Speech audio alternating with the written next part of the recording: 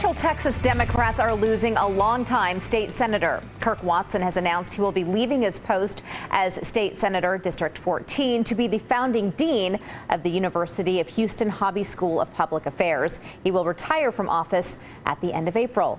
Here to talk about this is Travis County GOP Chairman Matt Makoviak and Glenn Smith from Progress, Texas. Thank you both for being here. Thank you. Sure. Glenn, what effect will losing a longtime senator and leader in the Senate have on Austin and Travis and Bastrop counties? Well, Senator Watson's shoes are very hard to fill. He has done a great job for the people of Central Texas, the years he's been in the Senate and his years as mayor of Austin. His contributions are almost uncountable. So who's ever going to replace him is going to have to work hard at it. The good news is we have a really deep bench here. We have a lot of people who are thinking about running for that office. On the Democratic side, every one of them is accomplished. Every one of them is good and skilled. So we can count on somebody like Senator Watson coming in after him, I think.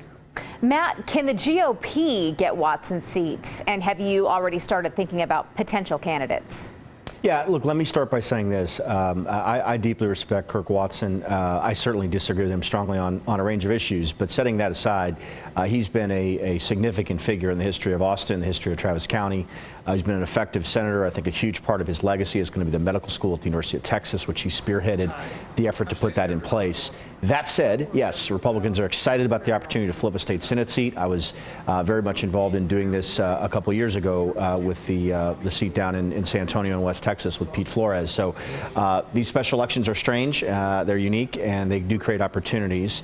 I imagine we'll have a mid to early summer first round and maybe a September second round, depending on that April 30th resignation. The governor can't schedule it until that point. I would love to see Ellen Troxclair, former Austin City Council member, decide to throw her hat in the ring. I'll do everything I can to try to recruit her. I think there'll be other business and community leaders who are Republicans who have a great opportunity. Glenn, Cheeto Vela tweeted this morning that he is considering a run, and Austin City Council member Greg Kassar says he may throw his hat into the ring. Your thoughts on those two, and is there a short list of candidates that may run for District 14? I think there's probably a long list on the Democratic side, and one thing I want to agree with Matt about, I don't think we should ever take this Travis County Senate seat for granted. Right? And I think it's a mistake when one party just decides they're going to be in power forever somewhere. That's a roadmap to a losing race. Now, sure, we have County Judge Sarah Eckhart, we have Mayor Adler, we have Gina Hinojosa in the House, we have Donna Howard in the House. I mean, I'm losing count. I'm a little afraid of mentioning names because I'm leaving out qualified people. There's a lot of them taking a look at this race.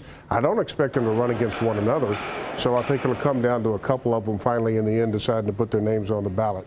Matt, which Democrats do you think would have the best shot at replacing Senator Watson?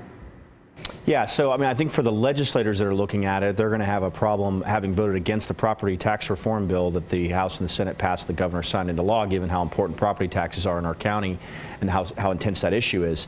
Greg Kassar, who serves on the city council, is the furthest left and member on the council by far. He's also the architect of the homeless camping policy, which I would argue has been a disaster. So we'll see, who steps forward, how that works out. I think you're going to have multiple Democrats. My hope is we have one good, solid, well-funded, organized Republican. And we have a chance to do the best we possibly can in the first round and then go win the runoff, and that's what I'm going to advocate for. Okay. Matt, Glenn, thank you both for coming in and sharing your perspectives with us tonight. Thanks.